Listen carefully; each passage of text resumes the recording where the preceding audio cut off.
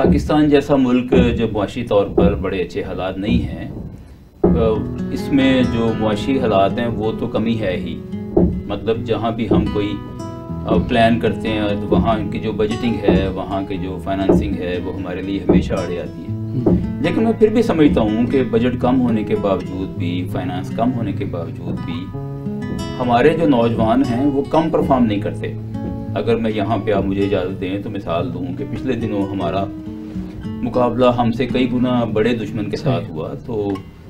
پوری دنیا نے دیکھا کہ ہمارے جو نوجوان پائلٹ ہیں ان کی جو کارکردگی ہے وہ دنیا کے جو پائلٹ ہیں ان سے کہیں بہتر تھی،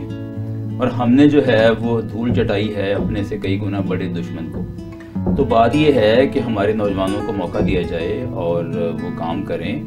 تو میرا خیال ہے رکاوٹ جو ہے نا وہ پراپر گائیڈنس کی بھی ہے. اگر ہم انہیں پراپر گائیڈ کریں، جو بڑی عمر کے لوگ ہیں نا، بڑی عمر کے لوگ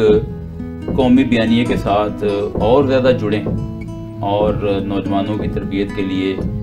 گھر سے نکلیں اور اپنی سستی اور کاہلی کو چھوڑیں. ایکٹیولی جو ہے وہ نوجوانوں کو تیار کریں. اور آج کے دور میں کہ جب ہمارا مقابلہ کہیں بڑے دشمن کے ساتھ ہے اور وہ بالکل ناجائز طریقے سے ہمیں للکار رہا ہے، اور اس کے ساتھ ساتھ جو ہے وہ ہمیں اپنے نوجوان کو تیار کرنا ہے کہ وہ نہ صرف اپنا سبجیکٹ اچھے طریقے سے تیار کرے، پڑھے، اس کے ساتھ ساتھ اس کے اندر یہ احساس بھی ہو کہ میں نے اس ملک کے اوپر اپنی جان بھی نثار کرنی ہے اور دفاعی طور پر بھی تیار کرنا ہے.